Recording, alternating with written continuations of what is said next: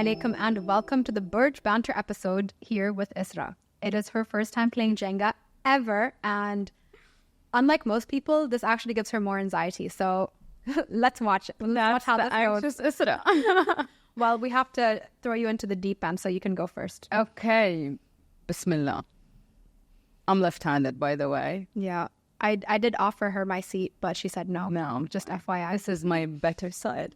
You're mashallah, you're symmetrical. Thank you. What does success mean to you, and how do you measure it in your life? Oh, you want me to answer? Yes. So once upon a time, I would have said, if I made a lot of money, then that equaled success. Because growing up, my mom, she had her own business. So if we had, there would be some months that are good financially and some that were bad. And the ones that were good financially, we didn't have to worry. I could get like an appetizer with and dessert at the end and get the bougie mocktail. Like, you know what I mean? So life felt better when it was more money. Yeah. So when I grew up and I was like, when I'm a big girl, I don't know what I want to become, but I just know I want to make a lot of money. Didn't know what it would entail. I felt like that was the answer. So getting into air traffic control, it's an extremely stressful job. But then the positive side is, at least here, they do pay well. So I got into it when I was 19. At 21, I made that money. So I was like, okay, cool. Mom, she's tired of working, so I'm going to solve that problem, retire her. 𝐬𝐮𝐬𝐫𝐞 and 𝐬𝐮𝐬𝐫𝐞, my two younger sisters, okay, they still have to, we have 4 and 5 years age difference. Okay. So I was like, okay, if I get them through school and they finish their education, because I paid for their private schooling towards the end, I was like, if they get through that, then we're good. So that's success. I did that. Yeah. I paid it off, retired mom, did everything, got my own little apartment, like, to start with. It wasn't this place, it was a different one. And then I still didn't feel that contentment. And I was like, let's go buy stuff to feel better. Yeah, of course, yeah. So I just didn't feel that. And, now, moving forward, I feel like having my health is success. Of course. Because COVID really knocked my health down. Big time. I struggled to breathe, and because I struggled to breathe, I struggled to move. Because I struggled to move, I put on weight. And there was a domino effect, being heavier. Like, I know the trend now is, embrace your body and all of that. Oh, no. And as long as it's healthy, embrace it. Exactly. So, I became pre-diabetic at one point and everything. So I was like, no, I need to work on my health. And when I focused mind, body, soul, and bank account, that's when I was like, okay, alhamdulillah, like, this is what it feels like to be successful, because I have that contentment, alhamdulillah for everything. But I had to go through lacking it to feel this. Of course. You have to miss it to know its value. And they say health is wealth, so... Yeah, and I actually understood that. Like, before, I'm like, so, like, what is this, like, line? Yeah, like health is wealth. What is it? Eat, love, pray? What is it? Eat, pray, love. Yes. Right?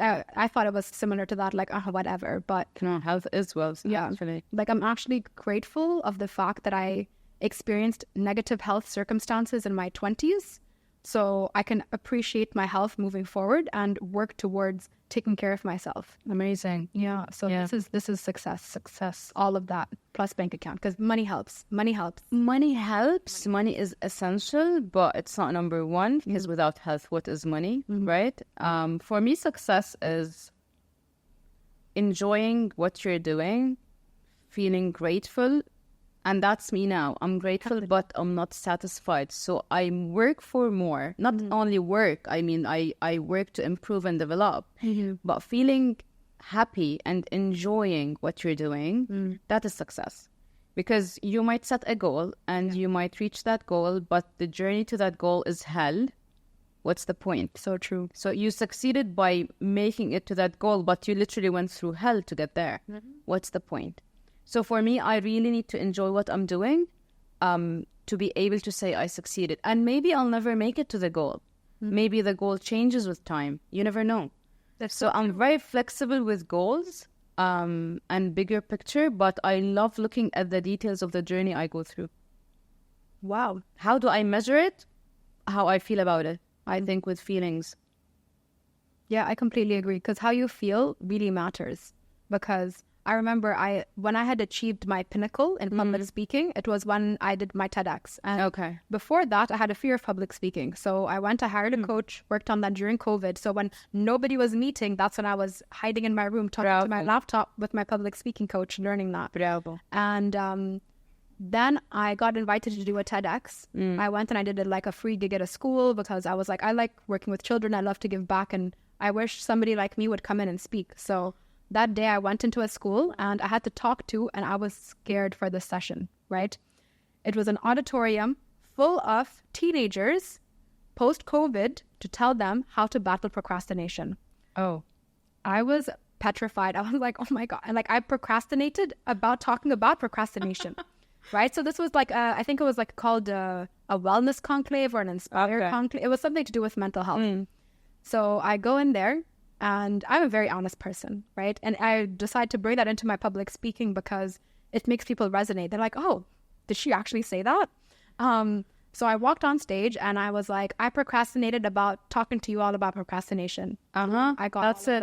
Of course. And then I gave them like several tips on how to beat procrastination. And it wasn't about beating it. It was about identifying why you're procrastinating and then giving them solutions based on that. So I was like, oh, do you procrastinate because of feeling overwhelmed? Show your hand, blah, blah, blah. So I did that. The kids really liked me. Alhamdulillah. Then they were hosting a TEDx and they're like, we want the procrastination lady to come back. Yeah. And I was like, alhamdulillah, like talk about putting good in the world and it coming back to you. That is success. Yeah. How you feel about it. Exactly. So I did the TEDx, and I remember with my public speaking coach, she said to me, what's your wildest dream with public speaking? And I was like, I want to do a TED Talk. And I thought that is like the most unattainable. Like, I will never, but I want to be at that level. So a TEDx is the same, just in a different setting. So then when I did that and I worked towards it for months. Like I was working on building my TED Talk anyway. And then I finally had the opportunity to do it. And then I did it. And then after that, I was so overwhelmed, then suddenly underwhelmed. And we went out to eat like a late breakfast after. It was me, my mom, Sarah again. Like she comes to everything. My husband. And then we're sat there and I'm so overwhelmed, suddenly underwhelmed, so many emotions. And I'm like sat there crying in public, having like my husband is feeding me acai and I'm like, because I cry funny. I never cried as a child. I only started crying as an adult. So I would just sit there like, I get like a spoonful of acai put into my mouth next to me and I'm like, nowhere. Yeah. So like really, really what you feel matters. Yes. Because what do you do once you've achieved? Exactly. What? Imagine not enjoying. Yeah. I didn't enjoy it. I just cried a lot. Like the setting spray did not set. Yeah. Yeah. So if you were sat in that store, in that restaurant, you'd have been like, oh, no, Jouhayna. Public places.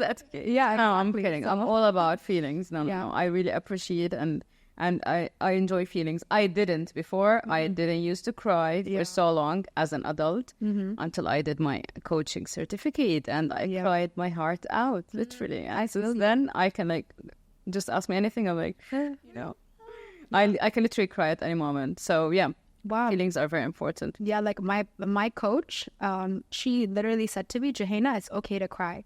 And I heard her when she said it, like, and I was like, yeah. And then I would cry at everything. I'm happy, I cry. I'm sad, I cry. She's like, okay, now let's identify. Are we happy? Yes. Smile. If we're sad, we cry. I was like, oh. So I think I went through something very similar when I went through the coaching certificate. And before that, I used to cry like once or twice a year. That's it. Yeah. And maybe someone would pass away and I don't cry. So there was like a huge block. And then coaching cleans everything inside. Like you literally empty the vessel. I emptied the vessel. Wow. And so yes, that is success. Wow. Your turn? Yes. Okay, let's see if I can eyeball one. Oh, here we go. I think this is gonna make it full. I know it's no, I don't know. Worst ones. I'm just guessing. I have no idea. It's okay. We'll see. When it wobbles, that's when we know. Okay. Have you ever had a nickname? What is it and what does it mean to you? Yeah, that's a cute question. And the only nickname I go by now is Issi, which is ISSI. What does it mean? I don't know. And funny enough, who gave me that name is my best friend's husband, who is half British, and Israa is not the easiest name for him, probably. Amir. Hi, Amir. So yeah, Issi, and now his children or their children call me Issi as well, and I go by that name. I don't think they know my real name anymore. That's like a cute auntie nickname. Yeah, totally. So and I refuse saying anyone calling me auntie or khalto or whatever it is in Arabic. So it's Issy. I just go by that. Cute. Yeah, how about you? I love that. I mean, my name is Jouhayna. So Yeah. everyone under the sun, including my parents, have abbreviated it, shortened it, and given me different nicknames. So, like, you remember Powerpuff Girls? Yes. Mojo Jojo? Yeah. Right. So, because the kids in school used to make fun of my big forehead. So, they were like, oh, you're Mojo Jojo. Seriously. Yes, I know. Kids are brutal. And then Joe, which is like the easiest one. Joe. And people always like, what's your 3-letter code? I'm like, Joe. So, Joe, but Arab Joe. You know, Jojo. Jojo is a cute one. Yeah. And then, like, my husband named the French bulldog we have after this nickname. And I was like, Seriously. Seriously. I was like, wow, thanks. But like these are like all the random. I like nicknames nicknames. I've had. They're cute. And I've had so many. Like one sister, the middle sister I have, she calls me beloved. So many different nicknames. Yeah, don't know where it came from. She always had a secret language as a kid. So One of my sisters used to call me Susette. oh, that's the name of my cleaning lady. Oh, really? Yeah, Nice. she like pets dogs, everything. At one phase, they used to call me Cactus because I don't drink water. Oh, okay. Literally, like I started drinking water 6 months ago. 6 months ago only. Yeah, Oh, in wow. my whole life. So yeah, they used to call me Cactus for a while, like for the longest while. Yeah. Interesting. When I like. Oh, we have to put it on the top. Oh yes, we do. I forgot to tell you that. Amazing. See, this is how ignorant I am with Jenga. Bismillah. Oh, yay. I'm trying to take it. Okay. Good job. In what ways do you push your comfort zones to foster personal development? Jouhayna? Oh, I was like waiting for you to answer. Does it have to be an example or just in what ways? It could be anything. Okay. Like whatever. We have to put it back like this? ولا عادي هيك? So now We have let's to stack this build. here together. Okay. أكتر مرة I'm gonna say Bismillah in my life. Okay, so in what ways do you push your comfort zones? To be honest with my career, like I know I've been in it for like almost 11 years, but showing up to work every day and being ready to handle the level of traffic, because it's nearly 3,000 aircrafts in the sky now in UAE airspace. Oh no, you live in the country where like Yeah. Everyone's in and out. the sky is so full. Yeah, the sky is full, the sky is busy. So I feel like showing up every day, and I'm also an instructor now. So to allow the student I have to work on my license, and if they mess up, we both go home, that's a big... Massive responsibility. Yeah, exactly. So it's a really big game of trust. You know, so I feel like career-wise, I feel like even though I've been in it for so long, people assume like, oh, you're an expert now. Yeah, I know I know what to do, but I still respect the job because it's really intense. And then like on a day-to-day basis, like choosing to do the podcast and actually execute on this plan is definitely like way out of my comfort zone. Like, you know, you even mentioned how you want to do your institute, but you haven't. So this was my institute. I was like, ooh, like I had this idea and I knew it's something I would like to do, but I was always reluctant. And when I said it out loud for the first time, why I was reluctant, I even laughed at myself. I was like, I don't want people to call me fat on the internet. I know it sounds so ridiculous, but like when I was bigger, and then the first few comments I got from people in air quotes close to me was, you should have told the team to put the camera angle a little bit higher, because I was like, I'm here to talk about myself and my guests. What does it matter if the camera angle is here or here? It's about what I'm saying. It is always the closest people. Yeah. And it was like, I've distanced myself a bit from this person because they aren't family. So I'm like, you can be canceled. So yeah, but it's a lot of little things that built up to that, but I didn't appreciate that because I'm putting myself out there. This is not constructive criticism. I know I'm a or just disappear. Exactly. Like I know I'm a heavier girl. Like give me tips on my public speaking. Give me tips on proper feedback of like, hey, I think you could have spoken about any other topic longer, or nothing. Don't comment. If you have nothing nice to say, don't say anything. As friends, no, not nothing. As friends, and I always say it out loud.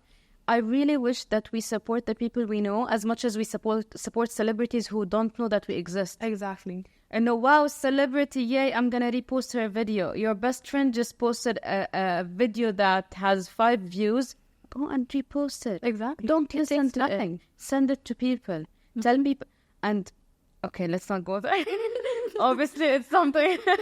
Yeah, but it's always the closest. No, I do not expect nothing from you. I expect support from you. Yeah, and it's somebody I looked up to. So, like, in a way that I see them as a mentor. Yeah. And they know that this is a very big insecurity I had. And still, it was said to me. And I'm like, I know I'm heavier. I can feel, Yani, I was quite big. I was bigger than I am now when I did the I was first bigger episode. as well. Yeah, I can totally relate. Like, literally, even from the first episode till now, when I look at how even my face has slimmed down, I'm like, oh, wow, like, it's a very big change that I've been going through. It feels slow, and I don't see it day to day. But when I look at the content, I'm like, oh, you know, I do notice that. So I know I'm heavier. At the time, I could even feel my joints hurting. So even to sit down like this, I got tired because I wasn't working out. I can totally relate. I was 30 kgs heavier. I can totally relate. And that was so not nice. Yeah, of her. It didn't help. So I'm 17 kilos down, which is a huge achievement. Of course. But Yani, leave me alone. Just tell me I spoke well and get on with your day. Like, don't repost the video without telling me anything. Yeah. And put at it a sticker proud of her. Yeah. That's what I expect from friends. Yeah. True. Okay. Is it my turn? Yeah. To answer. Yeah. Or not to Jenga, right? Okay, to answer the comfort zones. Okay, so how do I push myself? I have so many phobias. So many. And public speaking is not one of them, by the way. Mashallah, good. Although, it's the most common. But anyways, so I do my best to do new things for the first time. That is me pushing myself out of my comfort zone. The one time that I actually did the craziest thing in my life, most of the people around me know about, is that I am aquaphobic. I don't swim. I don't know how to survive water. I don't know how to float. Nothing. I don't step into the water. And almost 2 years ago, I went to the Maldives and I did snorkel with the sharks. What? Yeah. So you... Yeah. Wait, what? All the way. I love the water and I didn't have the guts to do that. That's the point. I couldn't care less about the sharks. They were all around me. I felt nothing. Like, if one of your dogs walk in now, I will literally jump outside the window. Literally. But the sharks, like, I was told they're not interested in human. They won't touch you. And I believe the guy, Hugo, he was the owner of the hotel we're staying at. So he convinced me that it's okay, you can wear a life jacket, we're going to jump into the ocean, you're going to snorkel. And I did. That is me jumping out of my comfort zone. Literally. Yeah. I didn't swim afterwards, but it's one of the things I did. And I do believe that I push myself out of my comfort zone while I'm traveling more because I'm not worried about what people think about me. And in our society, in our circles, yes, we worry about that. What if I mess up and so on? So that is one of the things I did. I do work with new clients out of my comfort zone. Like, I'm very used to governmental entities and multinational companies, but I do work with different clients every now and then just to push myself. So it's here and there, basically. A shark story, this is going to stay with me. This is such an interesting shift in, you're like, I'm scared of water. I swam with sharks. Yes. What? And I was so worried about drowning and dying. Not the sharks. Like, let them eat me. Yeah. What would happen? I was snack anyway. Yeah, خلاص يعني I'm done. But the water, and it took us 3 attempts for me not to panic. So first time, literally Hugo was there to literally hold my hand to walk in the water, like by the beach, in the water, to walk. And I had the life jacket on. To walk and the water up to my knee only. Wow. And then he taught me how to float on my face with the whole setup and the life jacket.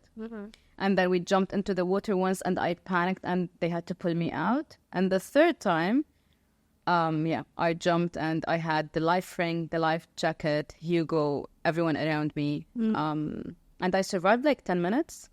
I made it. And then I'm like, khalas. 10 minutes is a long time. Yeah, pull me out. But that was life-changing, honestly. How long ago was this? March 2023. So almost 2 years. Wow. Yeah. Good for you. I'm glad you did that. I'm glad you pushed yourself. Like, you telling me you swam with sharks, like, I don't like I don't like heights. Okay. So I don't like heights. I don't like adrenaline, but I love to gift people all these things. Oh, wow. I'll give you a sky. Like, when my sister turned 21, I'm like, we're going to do a skydive because she loves adrenaline. And you went? Adventure. No. Oh, shit. I sat at the bottom waiting for her to come. Yeah, you watch your sister jumping. Yeah, so I'll gift all these adrenaline pumping Amazing. things, but like, no. No, for me, I planned to go for a photo shooting on the day that the group goes for snorkeling. I had a plan. Oh, I actually had a plan, different photographer plan. and everything. Yeah. I thought I'm an influencer, so why not, you know? But no, yeah. No, that's God had other plans for me. exactly. Like, even if, like, have you been in the Dubai frame? Frame, yes. Yeah. Yeah. So, like, you know how they have that glass panel Yes, to yes, look yes. down? My legs I couldn't even look, let alone put my foot over the glass. No, Like, I have no problem with petrifying. heights. No Yeah, problem at so- all with heights. Public speaking. Those very familiar Yeah. phobias, I'm totally fine with. What other phobias do you have? I'm curious. Do you have like many? Because I know animals. I know aqua. Yes, animals, aqua, and animals. It's not how can I tell you? It's not only phobia from animals. Like I don't step into any place that I might be in contact with animals. Oh, I sent all my dogs to doggy daycare today. This the oldest one is hiding in the room. Amazing. Yeah, and I was like, do not let him out. So we Okay. kept him in there. No, Water, I'll just everything. run. And I was chased by dogs before. I don't know where the phobia comes from. Yeah, I would say phobia, or I don't feel at ease in nature in general. Okay. So I don't sit in anywhere that there are things that I don't expect them. I don't like uncertainty in general. Okay. So I'm an indoors person. I'm a Dubai mall girl, you know. I'm so not out there. I've never been to the desert. Like Okay. I don't do that. If I go to the beach, I don't step on the sand. Oh wow. Everything has to stay clean and organized. I don't like getting dirty, literally, like physically. So at the beach, I don't step on the sand. I imagine spending a week in Maldives. That Sounds like a nightmare for you. was Like, extremely out of my comfort zone. Yeah. Like my hair has to stay very like this all the time. In Maldives, it's a curly. It It's is. curly hair. it would frizz With it out. everything. And I don't wear, for example, my slippers outside the house. I was in slippers all day. Maldives. One day I went on a boat trip and I figured out that I'm actually I don't have my slippers. I forgot them at the hotel. I went barefoot to the boat. So I was so out of my comfort zone. That is a lot. But honestly, by the end of the week, I'm like, I need to go home. It was heaven, but exhausting. Mentally exhausting, actually. It sounds like it would be for you, especially since you feel all of that. But Yeah, the nature, the sand, the greenery, everything. Like my room, I used to wait to go back to my room because it was sealed literally with an AC and everything. So I'm like, yeah, back to my zone. It's like I went to Maldives. I was like barefoot everywhere. Like I was humbled because I was like, I didn't get sunburnt. Got sunburnt for the first time in my life. No that way. sun is intense. No, Yeah. for me, I had like sunscreen Yeah. 24/7. I don't know. I'm very big on skincare. Like I was reapplying my sunscreen. I bought those sun sticks, SPF 50, PA plus plus plus plus plus plus plus plus plus. Yeah. Like I literally was. You already applied. Interesting. Burnt. I had a suntan. Like literally the signs that's were all how there for 6 months. Oh wow. Yeah. Like No, I think we should go back to Maldives. yeah. Like we need a redo for sure. I miss Maldives. Okay, your turn. Exactly. Oh, here we go. Oh, that was fast. I'll put it for you. Oh, thank you. Look at me helping with Jenga. So helpful. What do you think people misunderstand about you? Good question. Okay, that's a tough one. I think most people, or maybe everyone, think that I'm very conservative in general. Okay. Well, I'm actually not that conservative, but I play things so low, you know, I play it low. I don't expose things when I try them, do them, experience them. So I do look very conservative, not only in like how I look like, even in behavior and thoughts. I'm very cliche. That's what people think. I'm very cliche in my thoughts and my opinions. But in general, I still feel that I'm in contact. I'm connected to the rebel, younger teenager Israa. There's something in me. So, for example, one of the things that is out of my character, we were talking about it earlier, is piercings. Yeah. No one who doesn't know me close know that I have piercings all over my ears. why did I choose that? It expresses me. I use it as an expression, but at the same time, I can cover it. Yeah, true. So it's not part of my public image. It's part of the rebel inside me somehow, because it's not very familiar in my circle, in my community, in my culture. Exactly. Yeah. So I think, yes, I can confirm that there's a different version of me on the inside, maybe. Interesting. Yeah. How about you? For me, I feel like people think I'm a bit of a snob when I'm not. Like, I'm the kind of girl who literally, I feel like, in a sense of my surroundings, I'm the opposite to you. I'm like, yes, let me get dirty. I've got all the... Because I grew up with so many animals. Like, we had like more than, I think, 15 animals at one point because my mom was a vet. So people would abandon them. And my mom's like, oh, look at all these, like, you know, animals. And like the recession was so bad, right? So lots of people left the country, left the pets with us, knowing my mom has this heart of gold. And then we ended up with 15 animals: birds, rabbits, tortoises, turtles, so water and land, cats, dogs, so many. Like, so it was really, so I was always the kind of girl to like get my hands dirty. I worked with my mother, like I worked in her clinic as well. So, you know, they're doing a surgery. I'm the one giving her all the what are they called? Instruments. I was like, utensils. No, not the utensils. Yeah, like, you know, giving her the instruments, and I wasn't scared to do that because that's what paid the bills, you know? So that is who I am in the essence of myself. I'm a little girl who is barefoot in the sun, flirting with not getting a sunburn until she goes to Maldives.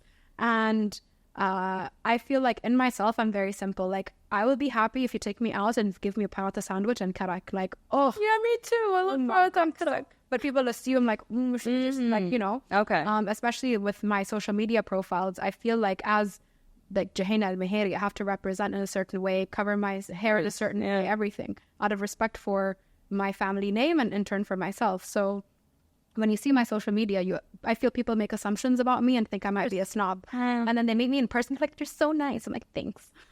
You know, and it's just about me, as you mentioned, taking people into consideration and also choosing who I'll expose myself to. Exactly. And by the way, I think that I can see like a resemblance here or a mirror, because we both have something inside that we connect to that doesn't show. Yeah. And it takes me to where everyone say, don't believe what you see on social media. No, believe it, but it's not the full truth. It's not the full picture, It's not. Believe it. You cannot say it's not real or untrue, but it's not the full image or picture. I don't have any here, right? Yeah, okay. No, here this one's... Okay, your turn. My turn. How do you feel playing Jenga so far? Lucky. You did so good. Yeah, I'm not supposed to be using two hands. I'll let it go because it's your first time playing Jenga. No, wait, so that's I want to know. I want to get to know you more with all these questions. What is this question? I don't know. I literally have no idea. Have you ever been in love? I'm sure you did. Yeah, I did. Yeah. My marriage was a love marriage. I've never been in love. I loved. Okay. But I definitely have never been in love before. Yeah. I mean, honestly, it's a beautiful feeling. Like, I'm sure it is. I'm sure it is, but no, I didn't experience it. Yeah. It'll just, if it ever happens, it'll be a shock because I feel like we're quite similar in that way. I think so. Like, what? Yeah. Like, even when I said it, I was like, what is this word that came out? Wow. You know, because it's full of uncertainty and it's not something I'm gonna enjoy. Yeah. So I might need to heal from things, or to be open-minded, or to let go and loosen up. Yeah. Or to just not fall in love. Anyways, yeah. Whose turn is it? It's a lot. Your turn? I think it is mine, yeah. Yalla. I feel like it's... Wait, why is it so hard? Okay. No, I've been using both hands for so long. Now I understand the struggle. That's why I'm using my non-dominant hand. So I always give the guest who's right-handed to use their dominant hand. Oh my God, so if we switched, it would have been perfect for both. Yeah. So that's why I asked you. I was like, do you want? You said no. I'm like, it's okay. Like, whatever. This is your show. Whatever you want. Okay. Share a memory that brings you a profound sense of nostalgia and what it signifies. Memory, nostalgia. I have many. I'm very nostalgic in general. I mentioned it earlier a couple of months ago or a couple of weeks ago in one of the magazine interviews I did. So I was raised in Abu Dhabi during summer. We didn't have much to do, basically. Either travel home to see the extended family, or you stay during the summer and suffer. So we stayed many years, like a couple of years we actually stayed. And okay, so when on the years we stay, we go to the cultural foundation, مجمع الثقافي, where my mom would sign us up for classes, whether it's chess, ballet, art and painting, whatever it is. And by the end of these sessions, like it's us and our family friends, kids as well. By the end of the day, that is a memory, like forget about the whole experience. I still remember very clearly how we used to look forward to leaving, not because we're not enjoying, because our mothers will be waiting outside with homemade sandwiches. Oh, yes. And we literally run. And I don't know why for kids, it's always the mother's friend who makes the better sandwiches or the best. Okay. So we look forward to Auntie Muna's sandwiches and her kids look for, it's a sandwich exchange. Totally. And well, you know what? I think I'm seeing them very soon. I'll ask her to make me like eggs and hot dog together. She needs to. Like that is the sandwich I used to look forward to. And it's a memory where I'm sure many of Abu Dhabi kids will, like the older generation will relate to, not the sandwiches, the Culture Foundation thing. And I used to enjoy it. It's the enjoyable part of summer actually. And summer break was 3 months, like 100 days, not like now. It was way longer because it's the only break we have during the academic year. So yeah, that is, but yeah, many of my Abu Dhabi memories, like we had this fountain, 𝐼𝐮𝐽𝐻, the volcano fountain in Abu Dhabi, all the memories around it. And now they just took it and it's not there anymore. The fountain is not there anymore. Like I think a few years ago, they had to demolish it or something. Oh, that's a shame. I know, right? Abu Dhabi government, bring it back. Bring it back. So yeah, like all my Abu Dhabi memories, but those specific ones are something I really look back at. How about you? For me, a nostalgic memory is, so during COVID, it's like a positive and a negative memory kind of. So I wanted to adopt another dog because the little one, the tiniest one, he's tiny, but he's the eldest. So I think he's like 14 now or something. Oh, wow, mashallah. Yeah, and like little dogs, if you take really good care of them, they can live up to 20 to 25 years old. No way. Yeah, like it's a full commitment. Like wow, like a long-term relationship. Yeah, it is. Okay. It's good you don't like animals. You're just like, nope. I don't hate them. They scare me.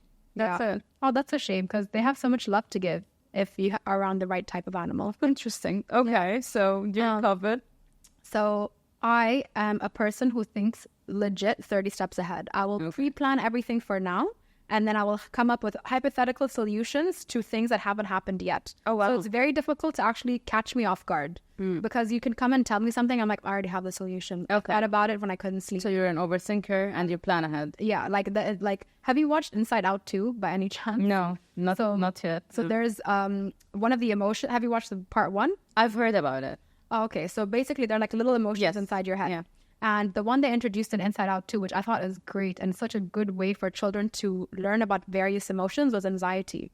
So anxiety was so good at being so efficient. So it's like, we need to plan ahead because we don't know what's going to happen. So that little anxiety emotion, that is like literally the inside of my head. But I didn't have a word for it until I watched the movie. I was like, is that what it is? I've heard that it's an eye-opening movie even for adults. It is. Yeah. It was really interesting because I never thought I was an anxious person. I just thought I am so well organized. Oh yeah, I plan ahead I'm always ready. My mom is African, so I'm technically psychic. Like that's what I thought, right? But yeah, you're just anxious. I was just exactly. So I was sat there with my dog and I'm looking at him. I'm like, you're my only son.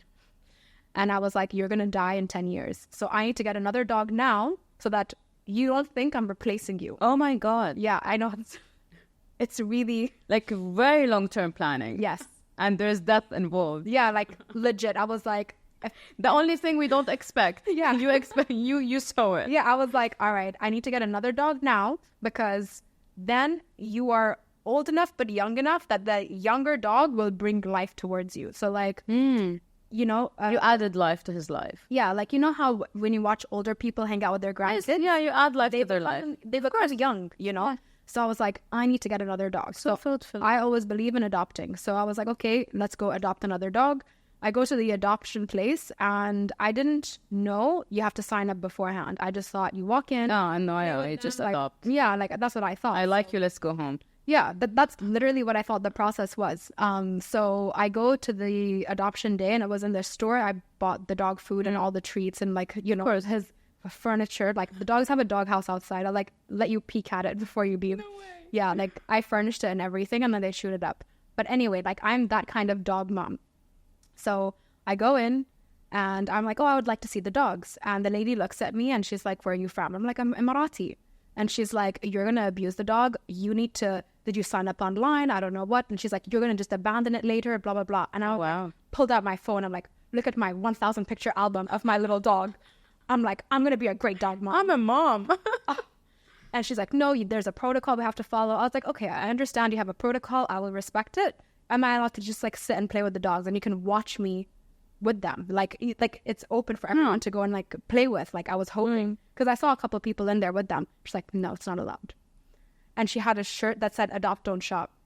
And I was like, I'm going to go and buy a dog because you were so mean today. You are part of the problem. Because she's like, we have over 700 or 800 dogs. I don't know what. And I was like, you're part of the reason for that. You're not. Yeah, you're not letting the solution take place. Exactly. Like I'm the kind of girl, like I will take 5 at one time. Like if they all get along and I have the space in my backyard, why not? Like I would be a great dog mom because I was raised. No, you now have 3, basically. Yeah, I have 3. So that's the limit because my friends brought their 2 German Shepherds over. So we had 5 dogs in the house at the same time. And I was like, this is too much. 3 is a good number. So 3 and you're already outnumbered. So yeah, exactly. So they can run the house at any second. Exactly. So I went and I was looking, and I was with my friend at the time. And she said to me, she's like, you know, even if you buy, you're still saving an animal. And I was like, you're right. It's just more expensive. So we went to a bunch of different stores. And I remember when I saw the French bulldog, Jojo, I saw him and he was the first dog I saw when we were like looking around. And I was like, this is the dog. And she was like, you can't pick the first one you see. And I was like, but he is so perfect. So I took a picture of him and he literally posed for me. Like to this day, he knows how to stop and look at the camera. No way. Yeah, like so cute. So I remember that moment when I saw him, I was like, he's the one. We went to so many different places. We even went to the Sharjah Animal Soup. Okay. Everywhere. We did like a full UAE tour. And then we ended up in the same store. I'm like, I want him. Jojo. Done. That's it.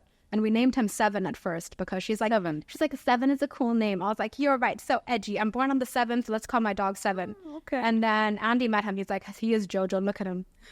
He's like literally, you guys are copy paste. I was like, I'm not a snub-nosed French bulldog. He's like, I see it. And I was like, all right. Oh my God. So that's the nostalgic memory of like meeting Jojo. Yeah. Wow. Mm-hmm. Nice. Okay.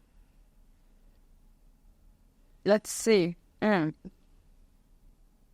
I don't want to jinx it, but this went for... Usually the center ones are pretty good to go for. Oh, really? Doesn't help with this. Like the first one I took, I think, was here or there. Like it was the edge.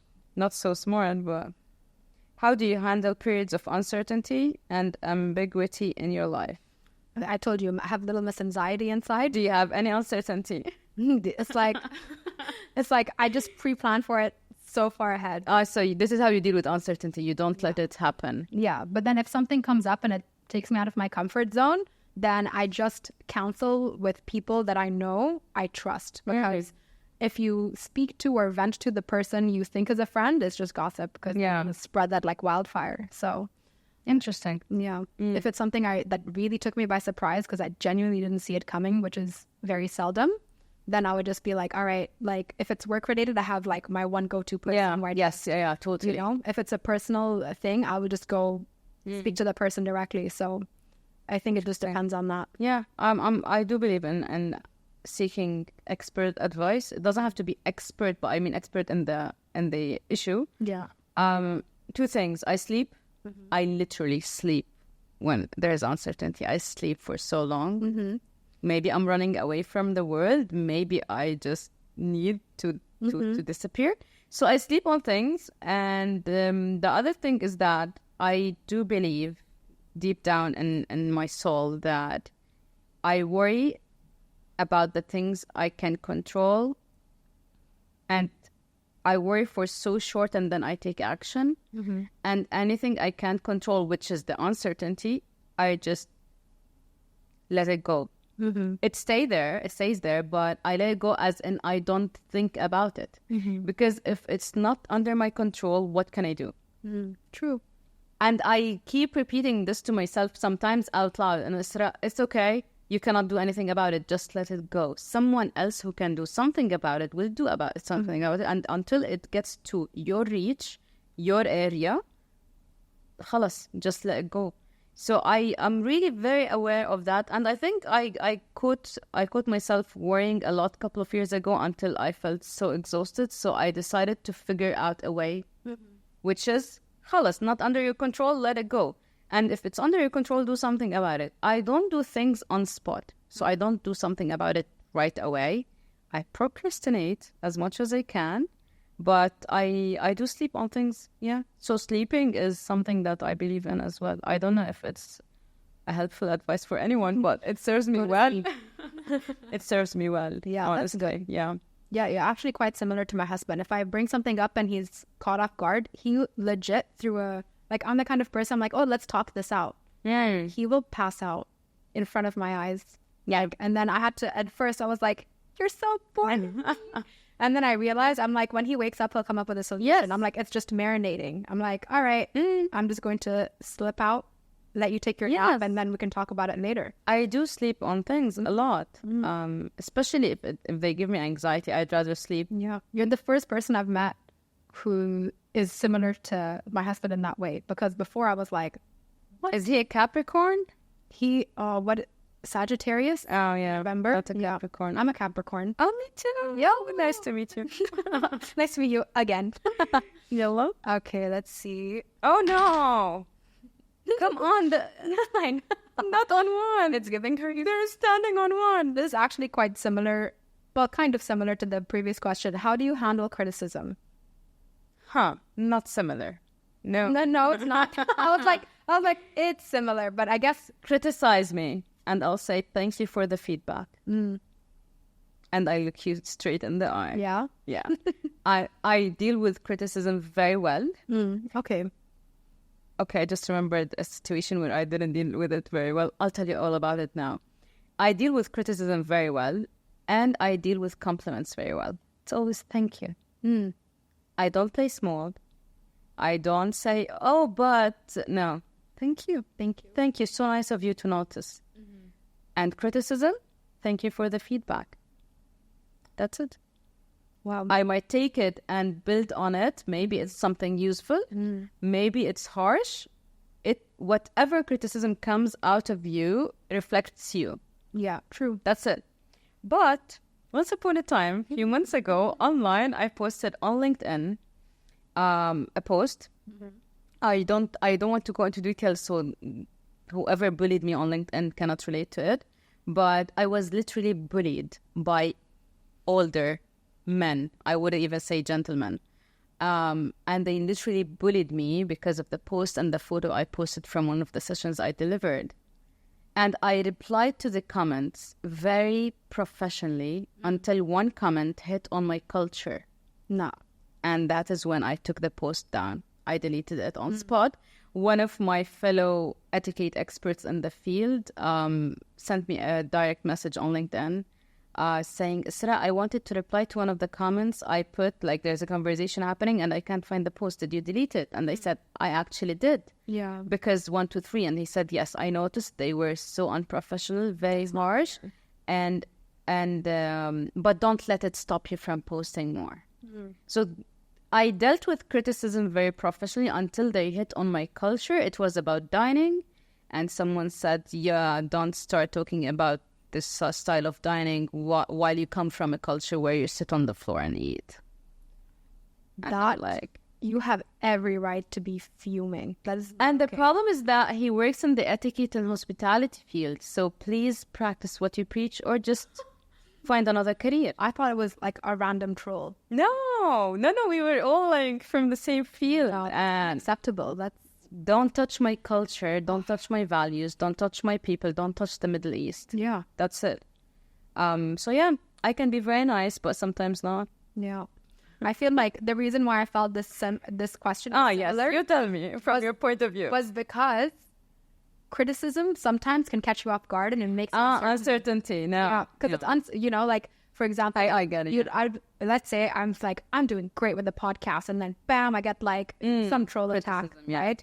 So it would be like truly I wouldn't have seen it coming, for example. So I that's can why, see now. because a criticism, you can anticipate certain criticisms, but then that caught me off guard. Yeah, honestly, because it was a it great caught me off post. guard when you said that. I was like, great post, and everyone's and we love it when a post gets conversation on LinkedIn. When you let people talk on LinkedIn, that's an achievement. LinkedIn, I feel like, compared to other social media platforms, is the most civilized. Like, I feel like there's LinkedIn at the top of the list. Yes, it's and then professional. TikTok is the worst. It's a professional platform. It is. So act professional or go to TikTok and bully people, for example. I was so bullied on TikTok on someone's account a while ago, and I laughed. I'm like, why do people have multiple personalities? Yeah, no, it was, TikTok is intense. Like, part of the reason why I didn't even post anything on there or even doubted posting the podcast on there was because I remember I posted a snippet of me emceeing, and I did when you weave one topic to bring in the next one, and I was like, oh, empower women.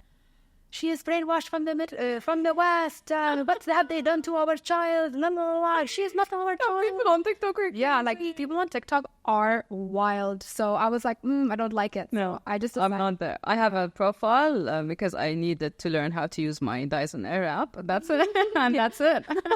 I don't use my profile there. I don't use my account. But my hairdresser posted a video of him literally shaving my hair from. I have. You have under? Yes, I love that. So I think I commented on that when I posted it. I did, and I watched the video that he posted on TikTok, and the comments. Like we're literally talking to each other, me and the hairdresser, in Arabic and in English, like how I do, and everyone's like, "If you both speak Arabic while you're speaking English," I'm like, because this is come. I did reply, of course. Yeah. And then like the comments are like, people are so unkind. People are unkind. Yeah, especially behind the screen. Behind the screen, of course. TikTok, yeah, because people behind the screen find the I don't know, they find themselves brave. Yeah, they feel like it's armor. And when you see them face to face, they're like, oh, they wouldn't have the gut. Nothing. So they just hide behind the screen. Yeah, that's so true. Yep. So, but yeah, I used to handle criticism very badly when I was younger. And then with air traffic control, it forces you to handle it well, because like, if you don't take the criticism of your instructor well, then you are jeopardizing human life. Of course, you're not learning. Yeah, I had to learn real quick. It's not about me. It's about protecting the 800 people on that Airbus 380. Not like I didn't. Wow.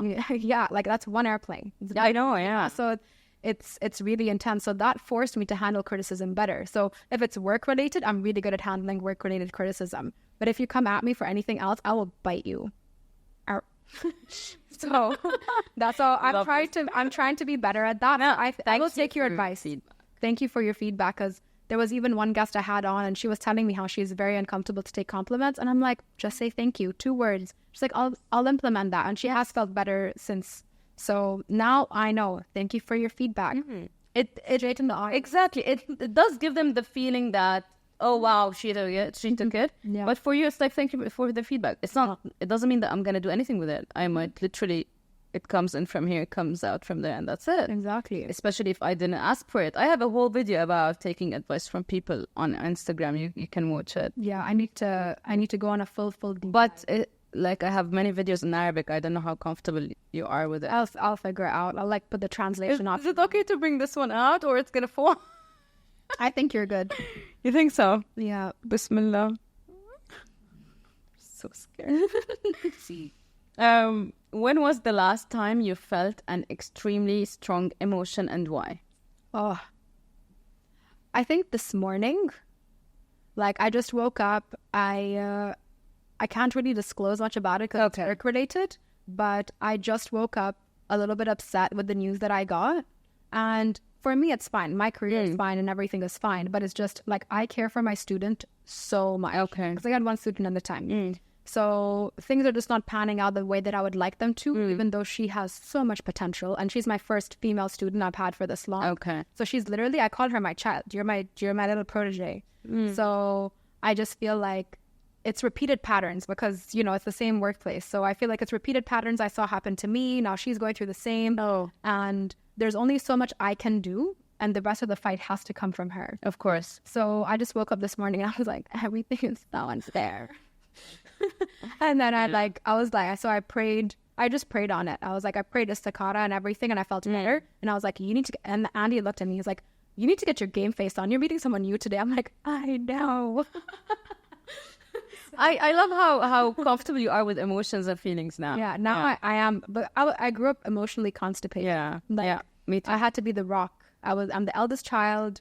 You know, if I know something's going through, are you the eldest as well? Between my sisters, yes. I have an elder brother, but my brother moved out when I was 12. Okay. He went to university, and since then I'm the eldest literally at home. So yeah, I can totally relate. You have to take, so you are the rock for your parents. You are, of course. You know, so I was always the rock. Like things would be literally falling apart emotionally. Yeah, and you're the strongest. Everyone is affected, but you're like, no, it's okay. We're gonna make it through, and they have no idea how. No idea how, but that's why I think of all the solutions already. Yeah, I'm just like, ooh. So to that, but that would be it for me. Strongest emotion, a strong wave of emotion, something like that. I do get emotional. The funny thing is that you get it in the morning. No, in the morning I always wake up fine because I sleep so well. I don't sleep well at all. I wake up so well, and I wake up, I feel amazing, and real emotions hit me by the end of the day. Okay, because this is when you're like, how are you, Israa? You know? So yeah, I'd say again, I can't disclose much because, you know, our lives are connected to others. But a few weeks ago, I'm going through a transition phase on a personal level. And a few weeks ago, things changed drastically. And I had like 3 days in a row where whenever I think about anything, I literally cry. And luckily or not, I'm not sure, I didn't have work on those days. Whenever I have work, I literally disconnect. I think this is another thing we have in common. Yeah, you cannot compartmentalize. You cannot think about anything outside what you're doing right now. Just like your job. Your job is more like serious and critical, but you cannot think. And as a trainer, I cannot think about anything outside. But on those days, I didn't have work, so I had all the time and space to cry my heart out. Good. And that was a few weeks ago. Which is, I find it very healthy. It is healthy. And it's emotional release. And honestly, I started feeling recently that whenever I'm going through such phases, I always look at, it's okay. I just can't wait for it to pass. Yeah. Like, I know it's going to pass in a few days. I'll feel better. So I can't wait for it to pass. Exactly. Yeah. You have to go through it to get through it. Yes, totally. Exactly. Your turn. So let's play. So Jenga is designed to be played with like speed. So you just play and you put it to the top. So we'll play Jenga the way it's supposed to be played. Oh my God. So it's going to happen soon. And then we'll see how the tower gets tumbling down. So with no questions. No questions. We just play. And okay. Whoever the tower crashes for, you just pick a random block and we can go through that. Okay. So khalas. One last question when it falls. Yeah. So do you want to swap seats? No. To have your dominant? No, it's okay. Okay. Let's stay as we are. Okay. Was it my turn? Yes, your turn. Okay. You have, mashallah, a good memory. Yeah. Already. I concentrate a lot. Nothing is moving. You can tap around and see. Okay. Oh, there you go. Good job.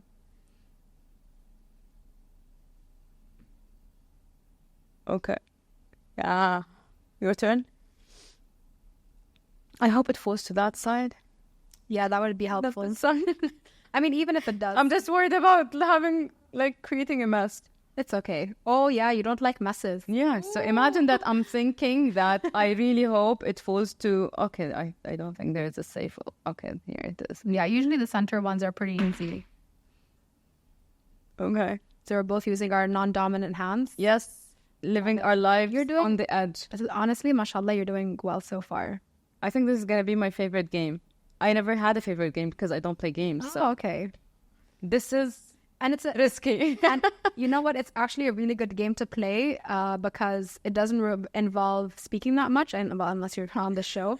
But there's a language barrier between me and my in-laws. Okay. Right? So you pull Jenga out. And that's it. You communicate with no words. We had a great time. Amazing. Yeah. Yalla. What are you pushing? I don't know. I'm I'm just... I'm so worried.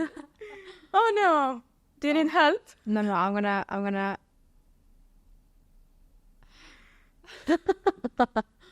All right. It's out. This is... The only thing I use my right hand for is my phone. I just carry my phone with my right hand. Oh, okay. All the time. I feel like I write with my right, but I'm pretty dominant with my left. So I even eat with my left, unfortunately. I did like ballet for 14 years and Wow. I was always stronger on my left side, but I did writing with my right. I really don't want it to fall. It's so falling.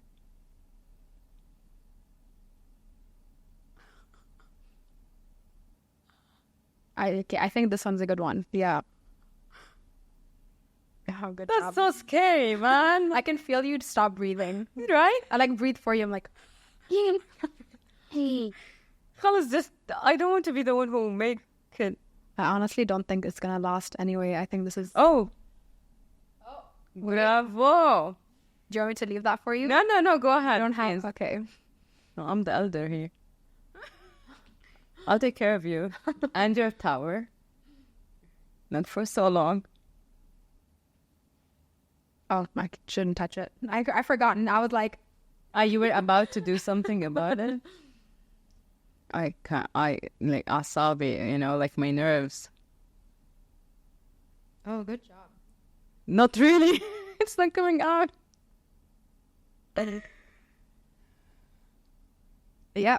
Okay. Shoot me. Wait. Okay. Just place it. Can I put it up there? You can try to, and then I'll place it on the other side.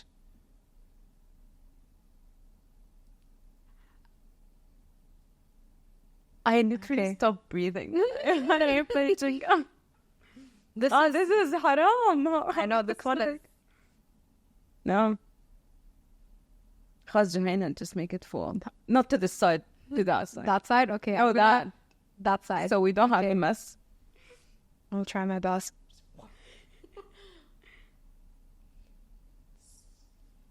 Okay, I'm gonna attempt this one, but I'm pretty sure. Oh, there we go. Oh, how do you feel? Relieved. Relieved? Okay, let me pick a random block. Oh, we did that one already. Oh. We kind of went through this in the maybe we didn't. In the rapid fire. What song signifies your life at the moment? Feel free to sing smiley face. No, I'm not saying, but at the moment, no, it doesn't signify. Funny thing is that I've never listened to English songs. Okay. Never, like, even as a teenager, everyone was listening to Britney Spears, and I never did. I listened to Rai music, French. Okay. So I'm still connected to that, and there's a song that is called La Main dans la Main. This is the one I mentioned earlier. I just love it. I need to listen to this song. Yeah, and whenever I feel like I'm nostalgic, or I miss those days, or I feel like listening to a nice music, it's a very, like, it's a nice beat. Yeah. And it's about a couple dancing hand in hand. So yeah, Cute. I think I'm so not there, but it's one up on the top of my mind. How about you? For me, it's Elastic Heart by Sia.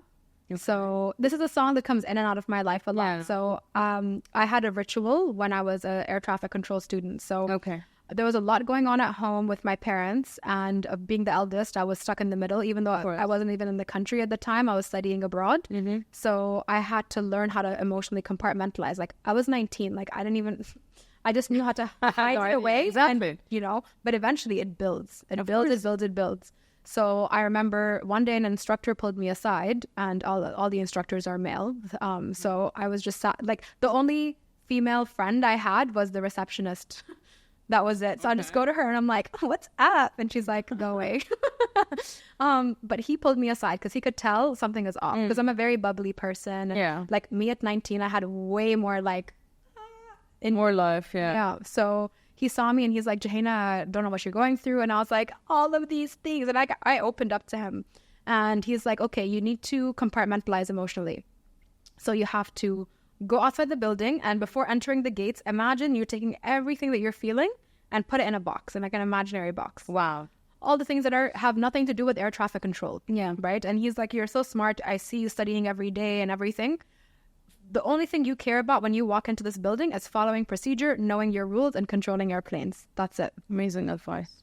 I was like, all right. So it took a couple times. And he's like, whenever you leave, you take that box, put everything in it that's negative and distracting you, wrap it up, tie it up, tell the box, you're staying out here, I'm going in there. And as you walk through the gates, you imagine you're being washed off of all of those things. And it's almost like a protective armor of your knowledge and your capability of doing the job. So it took a couple tries, but now it happens to me automatically. Like for me, it wasn't at the gate at work. There's a bridge. You know where Deerfields Mall is? So there's a bridge over Deerfields Mall. And like 9-10 years ago, that bridge had some watch ad about being strong or something. So I would visualize, this is the bridge where I become strong and I like let it go. And then I am a very like musical person. So I would blast like Sia, Elastic Heart. I've got an elastic heart. And that's what I would sing. And I would like, when I passed, so before that, I would listen to something educational. When I reach Deerfields Bridge, so every time you drive through it now, we switch on the music, wah! And Ramadan was challenging. So I was just like, astaghfirullah. But it feels like if I don't sing Elastic Heart, I will fail.